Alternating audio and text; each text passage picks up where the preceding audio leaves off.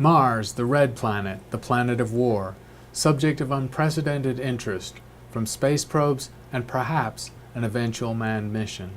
Mars has been in the popular imagination for over a century. Mars fever started with Percival Lowell, who constructed a telescope a few hours' drive north of me in the northern Arizona desert to observe Mars at its closest opposition for over 100 years. Lowell was a retired merchant from Boston, one of the founding families, one of the blue bloods of Boston, who retired and pursued his passion of astronomy. A wealthy man, he was able to build single-handedly a nearly 2-meter telescope in the Arizona desert. At the time, it was one of the world's largest telescopes and on one of the world's best sites for observing.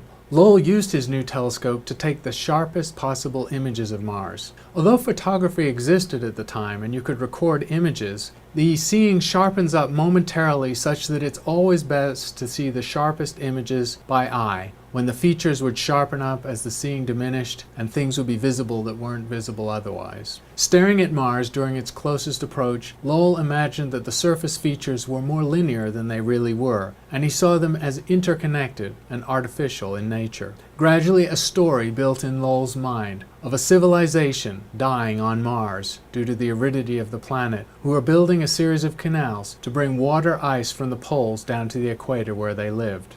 In Lowell's mind, Mars was a living planet, and of course, because he was making the best observations possible, no one at the time was able to confirm or refute his observations. Lowell was not trained as a scientist, but he was a good writer, and he started to write popular articles and eventually books on Mars, which fueled the popular imagination that there was indeed life on Mars, not just microbial life, but an intelligent civilization. The ideas about life on Mars were fueled by a simple misunderstanding. When Lowell's observations of canals on Mars were translated into Italian, the word canali was used, which in Italian just means channel and does not imply artificial construction, but it was translated back into the United States in the literal form as canals. So suddenly the story was Lowell had seen canals on Mars. Lowell drew what he saw, or what he thought he saw. It was clear that he was using wishful thinking at some level. A telescopic observation recorded by photographic image doesn't show the sharpness of features that Lowell saw with his eye. Lowell was smart enough to know that a canal, maybe 10 meters across, could not possibly be resolved at a distance of 50 million miles. So he hypothesized that the dark colorations were surrounding areas of vegetation formed along the canals and fed by the canals.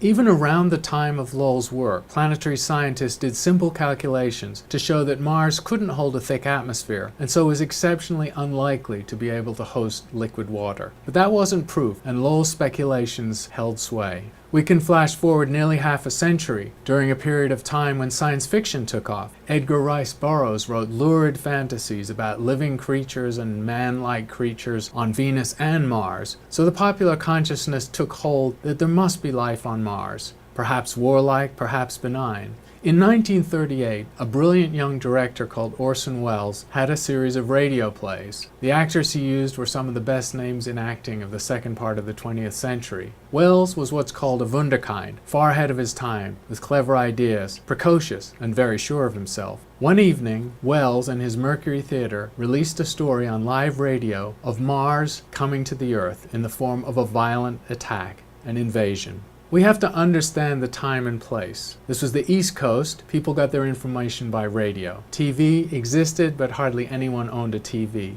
Radio was an evocative medium. People were encouraged to form mental images, and the imagination could run wild. Also, 1938 was the eve of the Second World War. People were anxious about what was happening with Hitler in Europe and the invasion of Poland that was imminent. There was fear in the air. Welles was artful. He released a very short disclaimer at the start of the radio program. But if you tuned in late and missed it, you would have witnessed something that escalated over a period of time to frightening levels. He was, of course, doing a radio rendition of H.G. Wells' famous book, War of the Worlds, released in 1905. A popular book in its own time, it played a good part in the idea of Mars as housing a violent civilization. At the start of the broadcast, an apparent program of dance music was interrupted by an anxious announcer. Ladies and gentlemen, we interrupt our program of dance music to bring you a special bulletin from the Intercontinental Radio News. At 20 minutes before 8 Central Time, Professor Farrell of the Mount Jennings Observatory, Chicago, Illinois, reports observing several explosions of incandescent gas occurring at regular intervals on the planet Mars.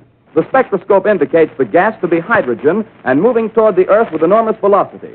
Professor Pearson of the observatory at Princeton confirms Farrell's observation and describes the phenomenon as, quote, like a jet of blue flame shot from a gun, unquote. We now return you to the music of Ramon Raquello, playing for you in the Meridian Room of the Park Plaza Hotel, situated in downtown New York. After this, the music resumed, and there were several more interruptions. Finally, 15 or 20 minutes later, things reached a crescendo. Ladies and gentlemen, am I on? Ladies and gentlemen, here I am, back of a stone wall that adjoins Mr. Wilmer's garden. From here, I get a sweep of the whole scene. I'll give you every detail as long as I can talk and as long as I can see. More state police have arrived. They're drawing up a cordon in front of the pit. About 30 of them. No need to push the crowd back now. They're willing to keep their distance. The captain's conferring with someone. Can't quite see who. Oh, yes, I believe it's Professor Pearson. Yes, it is. Now they've parted, and the professor moves around one side, studying the object, while the captain and two policemen advance with something in their hands. I can see it now. It's a white handkerchief tied to a pole. Flag of truce. If those creatures know what that means, what anything means. Wait a minute, something's happening. A humped shape is rising out of the pit. I can make out a small beam of light against a mirror. What's that? There's a jet of flame springing from the mirror and it leaps right at the advancing men. It strikes them head on. Lord, they're turning into flames. Now the whole field's caught up by the woods, the barns, the gas tanks of the automobiles spreading everywhere. It's coming this way now, about 20 yards to my right.